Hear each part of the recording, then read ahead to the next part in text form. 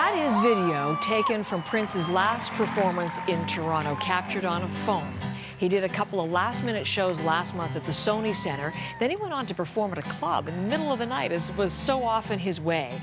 But it was such an unusual, stripped-down version. It was there, it was actually called Piano and a Microphone, accompanying himself on electric piano.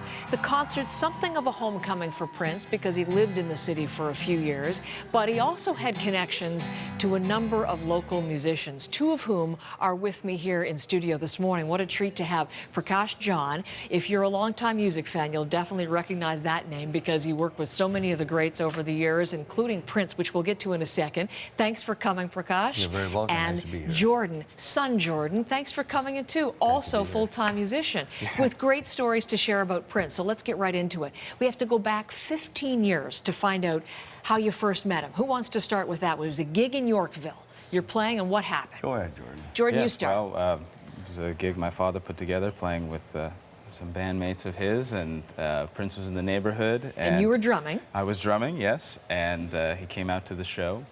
And he just had heard about it, or? Yeah, he loves live music, and he's a huge fan of music, and so he was out with his wife at a club called Blues on Bel Air in Yorkville. Okay. And he saw us performing, and I guess the spirit moved him. He asked to play, and... Wait a second, okay. So do you realize that he's in the house? We were somewhat aware. Okay. Yeah, we had heard rumblings, and his valet had come up to the stage and asked if he could Prince grab a guitar and could play. Yeah. And you don't say no to that, obviously. No, So I wouldn't. No. So what did he play? What did he play with you guys? Well, we just started jamming, just improvising all kinds of things, very spontaneous, and that was the magic of Prince. You know, he was so well versed on every instrument, every aspect of music. And he could just take it anywhere, and you just follow, and it was beautiful. So you're drumming, he's playing guitar, probably about the distance that I am even from closer, you. Really? Even closer. He was sitting right on the amp next to me. What was that experience like? Surreal. That this icon of music is just sitting there smiling at me, just strumming along as I'm drumming. Yeah. 15 years, it sounds like it's as vivid today as it was very then. fresh. Yeah. So now, were you playing there? You were there. Yes, were I was you there, playing at the and time? I was being the bad father he was in high school at the time, and he shouldn't have been there. It was a weekday, and... It's all turned out okay, I think, Prakash. I think so. You know, one of the few good moves I've made. So, let's bring in Dad now, because there. He finds out you have a connection, not just a connection. Prakash used to play, among with other many greats, George Clinton and Parliament Funkadelic, and you get talking about that, right? Yeah, we were talking at the time. We were talking. Well, George and Prince were doing an album together at the time, so he was curious about what I'd done with George before, and we talked about George living in Toronto, and about his great keyboard player Bernie Worrell, who also lived in Toronto. So it was a very nice, very sweet chat that we had together. And he was, just sharing stories about George Clinton and other musicians. Yeah, and about playing in the pocket. And he was curious about Jordan and his age, and thought it was great to play with a drummer who could groove so sweetly at that age. At that age, Dad must have done a good job in introducing him to the music scene. So began a connection. I mean, had you been a fan of Prince at that time? You had.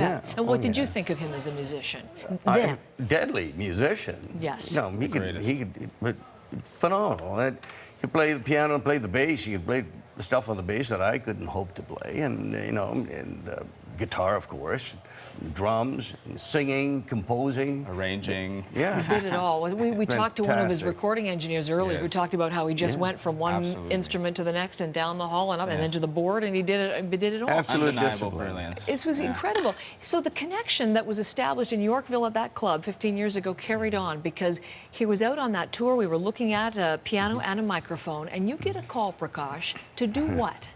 To come down. Steve Herman from Live Nation gave me a call and asked me to come down in 48 hours to fix their sound. They're having a few problems, and the show was going to be in Oakland at the legendary Paramount Theater, beautiful, glorious theater. And I was asked to sort of act as a producer, standing next to the gentleman who was mixing the sound, and make sure that the sound was the way Prince liked it. And Prince, you know, felt the only instructions I got from Prince was that, you know how it should be. It's you know, it's cosmic. It's well, you know, you could see that. You could see transcendental. on the stage. You know, it was very. What was the idea? I mean, he was the master of reinvention, wasn't he? Yeah. And it seemed in that last tour, it was very pared down. It was just the essence of his music. Is that what he wanted to get you to capture? He didn't want any extraordinary sounds, you know, that sometimes sound men like to do when they're a little, you know, bored during their show. But you can't be bored during Prince's show. And really, you didn't need. He didn't. You know, Prince didn't need any of us out front. He managed to set, you know, the piano, the settings that he had. They were moving at a rapid pace, and I was thinking, this guy knows everything about what it sounds like out front. So I just sat there and enjoyed the show. Well, let me tell one more question for you, and then back to you, because there you were. Now we know one of his final performances. You saw it. To be in the wings, to watch that. Can you encapsulate seeing him live? Well, you know, it comes out there looking so vulnerable in his little, you know, the little frame of his, gets on the piano and just starts murdering everybody on the piano. Just him, his piano and his voice. And normally, after about 20 minutes of a piano voice thing, you usually fall asleep. But with Prince, it was completely different. He had the 4,000 people in that theater were on edge, as if he had a full band. And I thought, I'm not gonna tell anybody around me that I am a musician, because this guy is doing everything. 5 encores, no cheap encores, 5 encores, and that was the first show, and he had to do the second show right after that. So that's a profound memory. Obviously, your dad was a big influence in getting you into music, but Prince, the fact that you've chosen this as your path, he was key to that decision and the course of your life. Tell me a little bit about how he influenced you. Seeing him after I graduated high school, I went down to the Boston Garden to see him on a 5th night at a sold-out night at the Boston Garden, and on the musicology tour. And I intended to go see one of my favorite drummers, John Blackwell Jr., who was drumming for Prince at the time. And couldn't wait to see John. And by the end of that show, I wanted to be Prince, because just his energy, his singing, his playing, moving around from instrument to instrument, it was the life-changing moment for me. And I never looked back. Full-time music. Just like Dad, just like Prince. An influence on you as he had on countless musicians around the world over that extraordinary four many, years. he's changed so many people's lives. At the top. Oh, listen, what a treat to have you both in. Thank you, gentlemen. Thanks for sharing your stories as we remember the influence. And right here at home in Toronto, thanks again. Thank you so much. Jordan. Thank you.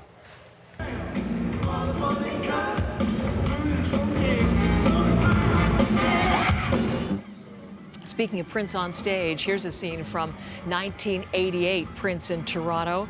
James Brown would be proud of that. He was younger there, but you know that energy never left his performances. This is what fans remember. Easily one of the best guitarists who's ever lived.